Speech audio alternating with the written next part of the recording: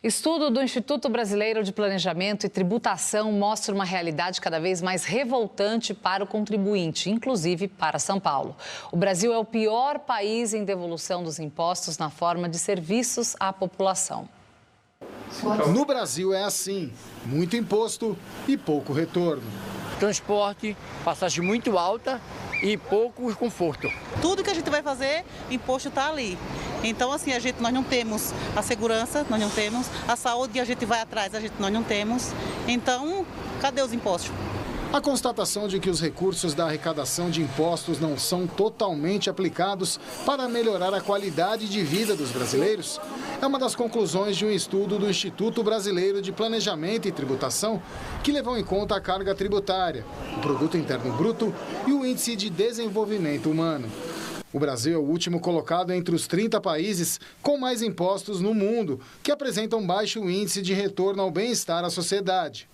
Estamos atrás dos nossos vizinhos Argentina e Uruguai, e bem abaixo dos 3 primeiros colocados, Suíça, Austrália e Irlanda, que lideram o ranking pelo 5º ano seguido. A pesquisa também fez um recorte por unidades federativas e revelou grandes diferenças regionais. Destaque positivo para Distrito Federal, São Paulo, Rio de Janeiro, Santa Catarina e Paraná. E negativo para Bahia, Maranhão, Alagoas, Rondônia e Amazonas. Se você pegar, por exemplo, além do Distrito Federal, toda a parte sudeste e sul, você vai ver que a maioria dos negócios, indústria, comércio, serviços, está concentrada nessa região, né? As demais regiões também têm, só que em menor número, e vivem mais da indústria do turismo. Em 2022, a carga tributária bruta atingiu mais de 33% do PIB, o maior percentual observado na série histórica iniciada em 2010, segundo o Tesouro Nacional. Só a arrecadação com impostos no ano passado foi de mais de 3 trilhões de reais. Nós pagamos uma série de coisas que o governo deveria nos prover. E essas coisas, que são prometidas lá na Constituição, é que dariam uma melhor qualidade de vida. Então, a questão não está na arrecadação, está sim na aplicação dos recursos em prol de um retorno digno que melhorasse a vida da população. Capaz, algo poderia justificar o Brasil ser o pior país em devolução dos impostos? Justificativa nenhuma, não tem justificativa. Você já arrecada 33%, 34% do PIB, no mínimo que você devia devolver para a população é qualidade nos serviços, prestação de saúde, educação. E olha que nós temos o SUS, hein, que é um exemplo mundial, salvou a vida de muita gente na pandemia. Não fosse o SUS, nós estávamos perdidos, apesar de todo o negacionismo que aconteceu. O SUS foi um herói nessa época da pandemia. Mas você tem uma dificuldade em dar retorno aos impostos às pessoas que dependem disso, e principalmente as de menos renda. Para onde que vai o serviço público para aquelas pessoas que não conseguem ter uma saúde privada, educação pública de qualidade? Nós falamos muito no Brasil em distribuição de renda. Aonde está o foco do problema da distribuição de renda? Na dificuldade de educação pública versus privada. Quando você tem uma criança que, por estudar em escola pública, não consegue lá na frente ter um cargo, uma missão, uma função importante, pronto, você petrificou a distribuição de renda ao longo da vida dela. Ela não vai ter a mesma chance de alguém que estudou na privada.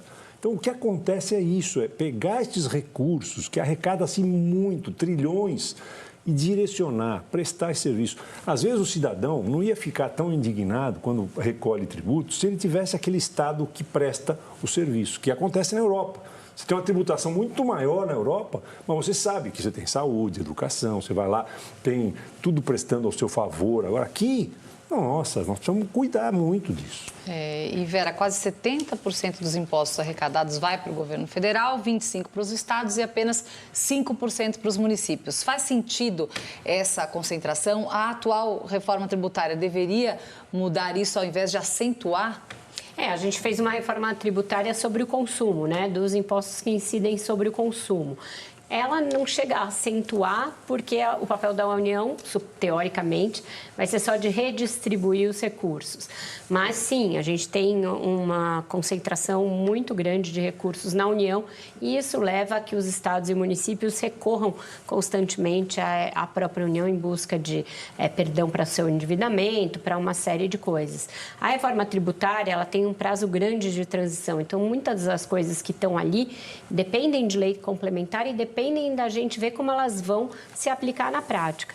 O que pode agravar um pouco a revolta da população com essa situação que o Capaz tão bem descreveu é que alguns estados estão aproveitando a reforma tributária para acrescer a sua alíquota de ICMS, ou seja, em alguns estados se vai pagar ainda mais recursos para uma realidade de tão pouca devolução em termos de serviço e de direitos que a gente já tem. Eles dizem que estão agindo preventivamente para perdas que haverá com a reforma tributária. Porém, essa reforma só começa a ser implementada para valer daqui a alguns anos e a sua transição é muito longa, de até 10 anos.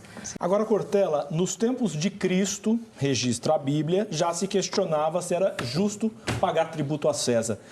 Há mais questões morais nos tributos do que imagina a nossa filosofia? Né? Se você imaginar, a palavra imposto não tem esse nome à toa, né? Porque não é voluntário, né? É imposto. Né? E essa imposição vinda da parte do poder público como forma de financiamento, né, da vida coletiva, se ela financia a vida coletiva e essa vida coletiva fica boa, é sinal de que o imposto é justo. E aí eu pago ao César o que é de César. Mas quando o César de mim cobra e aquilo não volta em forma de qualidade de escola, habitação, transporte, segurança, é claro que aí eu não quero pagar o César, né? E o César fica irritado e ele chama parte dos seus para ver se pelo menos alguns escapam.